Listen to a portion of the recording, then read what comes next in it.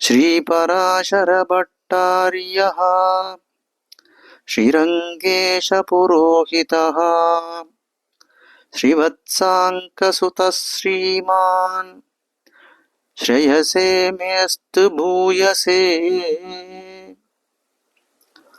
அனுதினமும் ஆச்சாரிய துதிகள் என்று வழங்கப்படக்கூடிய இந்த உபன்யாச தொடரின் மூலம் சுவாமி பராசரபட்டர் அருளி செய்த ஸ்ரீ ரங்கநாத ஸ்தோத்திரத்தினுடைய அர்த்தங்களை அனுபவித்து வருகிறோம். வாஸ்தவமா ஸ்ரீரங்கநாத ஸ்தோத்திரம் இந்த அனுபவமானது 6 ஸ்லோகங்கள் வரைக்கும் அந்த அர்த்தத்தினுடைய அனுபவம் முடிந்திருக்கிறது. உண்மையா சொல்லணும்னா ஸ்ரீரங்கநாத ஸ்தோத்திரம் இதோட முற்று பெற்று விட்டது அப்படின்னு தான் சொல்லணும்.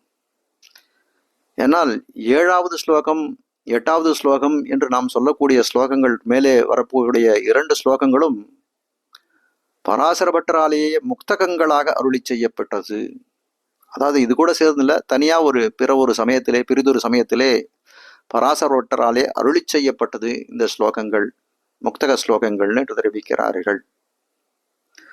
ரொம்ப அற்புதமான ஸ்லோகம். பராசரபட்டர் சில பேர்லாம் கவிகள் எல்லாம் நிறைய கவிகள் நாட்டிலே உண்டு. அவர்களெல்லாம் தங்களுடைய கவித்துவ சாமர்த்தியத்தை காட்டுவதற்குன்னே சில ஸ்தோத்திரங்களை எல்லாம் இயற்றுவார்கள். ஆனால் பராசரபட்டருடைய இந்த ஸ்தோத்திரங்களை எல்லாம் பார்க்கக்கூடிய சமயத்திலே அவருக்கு ஸ்ரீரங்கநாதன் திறத்திலே இருக்கக்கூடிய பக்தி பெருங்காதல், அப்படிப்பட்ட அந்த பெருங்காதலானது புறவெள்ளமிட்டது. உள்ளுக்குள்ளேயே அந்த அனுபவமானது மானச அனுபவமாக இருந்தது. புறவெள்ளமிட்டு ஸ்ரீசூக்திகளாக, அதாவது இந்த மாதிரி ஸ்தோத்திர கிரந்தங்களாக அவதாரம் செய்தது. அப்படின்னு சொன்னால் அதுல எந்த விதமான அதிசயோக்தியும் அதிகமான வார்த்தைகள் அதிலே இல்லை அப்படின்னு தான் சொல்ல வேண்டும். அப்படிப்பட்ட இந்த ஸ்தோத்திரத்திலிருந்து 7வது ஸ்லோகம் என்று வழங்கப்படக்கூடிய ஸ்லோகத்தின் அனுபவத்தை இப்பொழுது காண்போமாக. அசன்னிகிருஷ்டஸ்ய நிகிருஷ்ட ஜந்தோஹ மித்யாபவாதேன கரோஷி சாந்திம் ததோ நிகிருஷ்டே மயி சந்நிகிருஷ்டே காம் நிஷ்கிருதிம் ரங்கபதே கரோஷி. இந்த ஸ்லோகத்துக்கு உண்டான அர்த்தத்தை கேட்பதற்கு முன்னால் இந்த ஸ்லோகத்துக்கு பட்டர் அருளி செய்வதை இந்த ஸ்லோகத்தை பட்டர் அருளி செய்வதற்கு ஒரு ஐதிஹ்யம் உண்டு. அந்த ஐதிஹ்யத்தை காண்போம். முதல்ல பட்டர் ஒரு சமயம் என்ன பண்ணாராம், பராசர பட்டர் நம்பெருமாளுக்கு அன்னைக்கு ஏதோ ஒரு விசேஷ புறப்பாடு, அப்படி புறப்பாடுன்னு இருந்ததுன்னா கொஞ்சம் முன்னாடியே நம்முடைய ஆச்சாரியர்கள் எல்லாம் என்ன பண்ணா, சன்னதிக்கு புறப்பாடுக்கு ஒரு மணி காலம் 2 மணி காலம் முன்னாடியே சன்னதிக்கு போயிடுவார்கள். அவர்களெல்லாம் என்ன பண்ணுவார்கள் அப்படின்னு கேட்டா, அங்க திருப்புன்னை மரம் அப்படின்னு சொல்லக்கூடிய ஒரு புன்னை மரம் ஒன்று இருக்கு. அந்த திருப்புன்னையின் கீழே முதலிகளுக்கெல்லாம் எல்லாம் ஒன்று கூடி என்ன பண்ணுவாளா, உபயவேதாந்த விஷயங்களை எல்லாம் அருளி செய்வாராம் பட்டர். அப்படி நடந்துட்டு இருக்கக்கூடிய சமயத்திலே கோவில் கொத்தில இந்த 10 கொத்துன்னு சொல்லக்கூடிய பரிகரங்கள் அவர்கள் எல்லாம் புறப்பாடுக்கு ஆரம்பிக்க போறதுன்னா பட்டருக்கு அந்த இடத்துல சமயம் சொல்றதுன்னு ஒண்ணு உண்டு. இந்த மாதிரி பெருமாள் எழுந்தருள போறார் அப்படின்னு சமயத்தை சொல்லி அவரை எழுந்தருள பண்ணி கொண்டு போவார்கள். அது அந்த ஒரு குறித்த நாளிலே பட்டர் போய் காத்துட்டு இருந்தார். திருப்புன்னை மரத்தின் கீழே வேதாந்த விசாரங்கள் எல்லாம் நடந்து கொண்டிருக்கிறத விடத்துல ரொம்ப நாழி ஆகி போயிடுத்து. யாருமே ரங்கநாதனுடைய புறப்பாட்டுக்கான சமயத்தை தெரிவிக்கவில்லை. உடனே பட்டர் நினைச்சுக்கிறார், ஏன் இன்னும் புறப்பாடு நடக்கல? எல்லாருமே அறிஞ்ச விஷயம்தான். இன்னி கூட நம்பெருமாள் இடத்துல அந்த time maintenance, time keep up பண்றதுன்றா வேற பெருமாள் இடத்துல காணவே முடியாது. 5 மணிக்கு புறப்பாடு அப்படின்னு போட்டார்களே, ஆனால் அந்த பெருமாள் எழுன உடனே நம்மளுடைய கடிகாரத்துல 5ன்னு மாத்தி வச்சுக்கலாம். அப்படிப்பட்ட ஒரு டைம் பங்க்சுவாலிட்டி நம்பெருமாள் திறத்திலே உண்டு. உடனே அந்த காலத்திலும் அப்படிதான் இருந்திருக்கு போல இருக்கு. உடனே பட்டர் நேர ஏன் புறப்பாடு நடக்கலன்னு உள்ள போய் விசாரித்து தெரிந்து கொள்வதற்காக போகிறார்.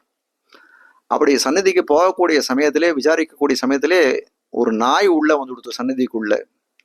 அதனால அந்த நாய் வந்ததுனாலே அதுக்காக ஒரு சில பரிகார சாந்தி ஹோமங்களை எல்லாம் பண்ணி கொண்டிருக்கிறார்கள். அதனாலே கால தாமதம் ஆகிறது அப்படின்னு சொன்னார்களாம். உடனே பட்டர் நேர பெருமாள் இடத்திலே போய் விடை கொண்டார், இந்த ஸ்லோகத்தை விண்ணப்பம் செய்தார் அப்படின்னு இதுக்கு பூர்வாங்கமாக ஒரு சரித்திரத்தை தெரிவிக்கிறார்கள். ஆனால் இந்த ஸ்லோகத்திலே தெரிவிக்க வந்த விஷயம் என்ன பட்டர் அப்படின்னு கேட்டால் ரொம்ப அற்புதமான விஷயத்தை தெரிவிக்கிறார். அதாவது மேலே தெரிவித்த ஸ்லோகத்தினுடைய அர்த்தத்தையே அப்படியே கொஞ்சம் நீட்டி இந்த இதுல தெரிவிக்கிறார். அங்க துவரம் ஆசிரிதானாம் ரத்யாசுனாம் அந்நதமோ பவேயம் அப்படின்னு 6வது ஸ்லோகத்திலே தெரிவித்தார். அதாவது எனக்கு தேவலோக பதவியெல்லாம் எதுவும் வேண்டாம், ஸ்ரீரங்க நகரியிலே உன்னுடைய திருவேதிகளிலே ஒரு நாயாக எனக்கு ஜென்மா கிடைத்தாலும் போதும்னு தெரிவித்தான்னு கீழே பார்த்தோம் இல்லையா? அதையே அந்த அர்த்தத்தையே கொஞ்சம் நீட்டித்து இந்த ஸ்லோகத்தாலே தெரிவிக்கிறார். ரங்கபதே ஹி ரங்கபதே ஸ்ரீரங்கநாதா அசம் நிகிருஷ்டஸ்ய நிகிருஷ்ட ஜந்தோஹ அசம் நிகிருஷ்டஸ்ய அசம் நிகிருஷ்டம் அப்படின்னா நிகிருஷ்டம் அப்படின்னா என்ன சொல்றது, அருகில் அப்படின்னு சொல்லலாம். அசம்நிகிருஷ்டம், சன்னிகிருஷ்டம்னா ரொம்ப நெருங்க, அசம்நிகிருஷ்டம்னா அருகிலே இல்லாத தூரத்திலே இருக்கக்கூடியது. அசன்னிகிருஷ்ட தூரத்திலே இருக்கக்கூடிய நிகிருஷ்ட ஜந்தோஹோ, நிகிருஷ்டனா ரொம்ப தாழ்ந்த ஜந்தோஹோ, தாழ்ந்த ஒரு விலங்கு. ஜந்துனா விலங்கு. அப்படிப்பட்ட ஜந்துவானது வந்ததுன்னு தெரிவித்தார்கள். உம்மிட அருகிலே வராத ஒரு நாய், நிகிருஷ்ட ஜந்துனா தாழ்ந்த நாய். அது விஷயமா ஒரு சமாச்சாரம், ஒரு விவகாரம் இங்கே ஏற்பட்டு விட்டது கோவிலிலே. அது என்னதுன்னா, மித்யா அபவாதேன சாந்திம் கரோஷி. மித்தியான பொய், நாய் உள்ள நுழைந்ததுன்னு பொய்யான தகவல்னு தெரிவிக்கிறார் பட்டர். பொய்யான அபவாதத்தினாலே ஒரு சாந்தி கர்மாவை எல்லாரும் செய்து கொண்டிருக்கிறார்களே. மித்யாபவாதேன சாந்திம் கரோஷி. அதுக்கு மேலே தெரிவிக்கிறார், ததஹ நிகிருஷ்டே மயி சந்நிகிருஷ்டே ததஹா நிகிருஷ்டே. அந்த நாயை காட்டிலும் நிகிருஷ்டே ரொம்ப தாழ்ந்தது. எது தாழ்ந்தவன் யார் அப்படின்னா மயி, அந்த நாயை காட்டிலும் ரொம்ப கேடு கட்டவன் யாருன்னா நான் தான். நான் எங்க இருக்கேன் அப்படின்னு கேட்டால் மயி சந்நிகிருஷ்டே, உன் அருகிலேயே இருக்கிறேனே நான். நாய் உள்ள நுழைஞ்சதுக்கு பரிகாரமா சாந்தி ஹோமங்கள் பண்ணுகிறார்கள் அப்படின்னு சொன்னா, அந்த நாயை காட்டிலும் கேடுகட்டவனாய் இருக்கக்கூடிய நான் உன் பக்கத்திலே இருக்கிறேன். காம் நிஷ்கிருதிம் கரோஷி, என்ன பரிகாரத்தை நீங்கள் செய்ய போகிறீர்கள் என்று காட்டக்கூடியதாய் ஸ்லோகம் அமைந்திருக்கிறதுன்னு காட்டுகிறார்கள். அப்போ இதுல முக்கியமான விஷயம், ஸ்லோகத்தினுடைய அர்த்தம் முடிஞ்சு போயிடுத்து. ஆனா இதுல இருந்து நாம் அறிந்து கொள்ள வேண்டிய விஷயங்கள், பல விஷயங்கள் இருக்கு விடத்துல. அதாவது பாதகங்கள் தீர்க்கும் பரமனடி காட்டும் வேதம் அனைத்துக்கும் வித்தாகும் கோதை தமிழ் அப்படின்னு சொல்லக்கூடிய திருப்பாவை. அப்படிப்பட்ட திருப்பாவையிலே கறவைகள் பின் சென்ன காணம் சேர்ந்துன்போம்னு ஒரு பாசுரம் இல்லையா? அப்படிப்பட்ட அந்த பாசுரத்தினுடைய பிரவேசத்திலே நுழையக்கூடிய சமயத்திலே ஒரு விஷயத்தை தெரிவிக்கிறார்கள். அதாவது உபாயங்கள் 2 உண்டு. சாத்திய உபாயம், சித்தோபாயம்னு 2 விதமான உபாயங்கள் உண்டு. சாத்தியோபாயம் அப்படின்னா நாமே ஒரு காரியத்தை செய்து ஒரு ஞான யோகம் பண்றது, ஒரு பக்தி யோகம் பண்றது, கர்மயோகம் பண்றது, ஞான யோகம் பண்றதுனால பக்தி யோகம் விளைந்து நம்முடைய முயற்சியாலே இறைவனை அடைவது சாத்தியோபாயம்னு பேர். மற்றொரு உபாயம் என்னன்னா சித்தோபாயம்னு பேரு. சித்தோபாயம்னா சித்தமாக இருக்கக்கூடிய ரெடிமேடா இருக்கான் அந்த எம்பெருமான் உனக்கு அருள் செய்யறதுன்னு. நீ என்ன பண்ணணும் அப்படின்னு கேட்டா எதுவுமே பண்ண வேண்டான்றதுதான் இந்த சம்பிரதாயத்தினுடைய ஒரு தேறின அர்த்தம். கார்பரேட் வேர்ல்டுக்கும் இந்த ஸ்ரீ வைஷ்ணவ சம்பிரதாயத்துக்கும் இருக்கக்கூடிய ஒரே வித்தியாசம் என்னன்னா இதுதான். ஒரு கார்பரேட் வேர்ல்டுல போய் ஒரு ஒரு ஒரு அலுவலகத்துல போய் நமக்கு வேலை வேண்டும் அப்படின்னு கேட்டா உனக்கு என்ன தகுதி இருக்குன்னு கேட்பான். எனக்கு தகுதி இல்லை அப்படின்னு சொன்னா உனக்கு வேலை இல்லைன்னு சொல்லி அமைச்சிருவா. ஆனால் எம்பெருமான் திறத்திலே எனக்கு மோட்சம் வேணும் அப்படின்னு ஒருத்தன் கேட்கிறானே, ஆனால் அப்போ என்ன பண்ணுவார்னா உனக்கு என்ன தகுதி இருக்குன்னு கேட்டார்னா என்ன சொல்லணும்னா எனக்கு எந்த தகுதியும் இல்லை அப்படின்னா மோட்சம் கிராண்டட்னு கொடுத்துருவாராம் பெருமாள். அப்போ எதையும் எதிர்பார்க்காமல் செய்யக்கூடியவனாய் இருக்கிறான். அப்போ எதையும் எதிர்பார்க்காதவனா செய்யக்கூடியவனாய் இருக்கிறான்னா அப்போ நமக்கு ஒன்றும் யோக்கியதை இல்லை. அதே ஆனாலும் அவன் எதையும் எதிர்பார்க்காத செய்கிறான். நமக்கு யோகிதை இல்லானால் நம்ம என்ன பண்ணோம்னா நம்முடைய அபகர்ஷங்களை, நம்முடைய தாழ்ச்சியை அவன் திறத்திலே விண்ணப்பம் செய்ய வேணும்ன்றதை இந்த கறவைகள் பின் சென்று பாசுரத்துல காட்டுறார். நம்மாழ்வார் ஒரு பாசுரம் பாடுறார். ஈசன் வானவர்க்கு என்பனென்னால் அது தேசமோ திருவேங்கடத்தானுக்கு, நிசனேன் நிறைவொன்னுமிலேன் என் கண் பாசம் வைத்த பரஞ்சுடர் சோதிக்கே. ஈசன் ஈசன் சொல்லக்கூடிய அந்த எம்பெருமானவன் திருவேங்கடத்த திருமலை அப்பன் வானவர்க்கு என்பன் நித்தியசூரிகளுக்காம் தலைவன் என்னால் அது தேசமோ, அது என்ன பரமபத ஒரு தேசமா? நீசனே, என்ன காட்டுல நீசன் யாராவது தாழ்ந்தவன தோழா, நிறைவொன்னுமில்லேன், எந்த விதமான நிறையும் நம்ம இடத்துல ஒரு நல்ல இதுவும் கிடையாது. என் கண் பாசம் வைத்த பரஞ்சுடர் சோதிக்கே, என்னிடத்துல பாசம் வைத்தான். நீசனாக இருந்தவன், நிறை ஒன்றும் இல்லாதவன், என் திறத்திலே பாசத்தை வைத்து திருவேங்கட மலையில வந்து அமர்ந்திருக்கானே, இதுதான் தேசம் என்று சொல்லக்கூடியதாய் விளங்குகிறது இல்லையா? ஆளவந்தாரும் இதே போல பாடுறார். ந தர்ம நிஷ்டோஸ்மி நச்சாத்மவேதி ந பக்திமான் த்வச்சரணாரவிந்தே அகிஞ்சனஹ அனன்யகதிஹி த்வத்பாதமூலம் சரணம் பிரபத்யே. இப்போ இந்த ஸ்லோகத்தையாலும் ஆளவந்தார் காட்ட வந்த விஷயம் என்னன்னா, ஏ சரண்ய சர்வ ரக்ஷகனா இருக்கக்கூடியனே, தர்மனிஷ்ட ந அஸ்மி, அடியன் எந்த யோகத்தையும் கர்மயோகம் போன்ற யோகத்தை எல்லாம் நிலை நின்றவன் அல்லேன். ஆத்மவேதீச்சன அஸ்மி, ஆத்ம ஞானம் உண்டா அப்படின்னு கேட்டால் அதுவும் எனக்கு கிடையாது. அதுக்கு மேல் திருவத்வச்சரணாரவிந்தே ந பக்திமான் அஸ்மி, உன்னுடைய திருவடிகளிலே பக்தியை செய்யக்கூடியவனானா அதுவும் நமக்கு கிடையாது.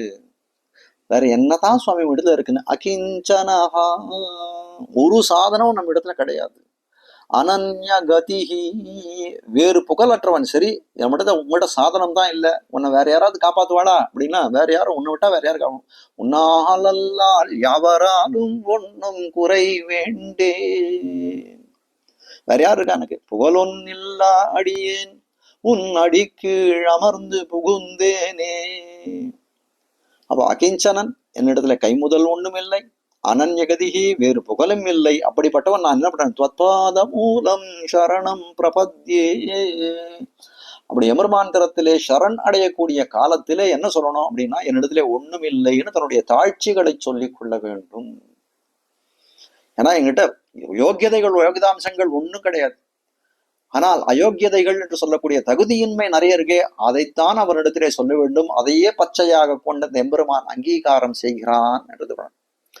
பட்டருடைய சரித்திரத்துல இன்னும் ஒரு அற்புதமான ஒரு விஷயம் ஒண்ணு உண்டு. ஒரு சமயத்திலே பராசர பட்டர் எம்பெருமாந்திரத்திலே ஏதோ வார்த்தையாடி கொண்டிருக்கிறார்.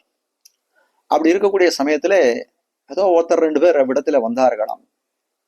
பட்டரை பார்த்து ரொம்ப பருஷ உக்திகள் எல்லாம், ரொம்ப கடினமான பட்டரை பத்தி ரொம்ப கடினமான வார்த்தைகளை எல்லாம் தெரிவிக்கிறார்கள். அதெல்லாம் அவர்கள்லாம் பேசி முடிச்சாலாம். உடனே பட்டர் என்ன பண்ணாராம், தன் கழுத்திலே கையிலே அணிந்து கொண்டிருந்த அந்த ஸ்வர்ண ஆபரணங்கள், தங்க ஆபரணங்கள் எல்லாம் அவருக்கு பரிசில்களாக கொடுத்தாராம். பட்டரே, இப்படி கூட ஒருத்தர் பண்ணுவார் உண்டா? எல்லாம் அவர்களெல்லாம் நன்றாக வைத்து தீர்த்தார்கள், அவர்களுக்கு போய் இந்த துராபரணங்கள்லாம் பரிசில்களாக கொடுக்குறேன் என்ன?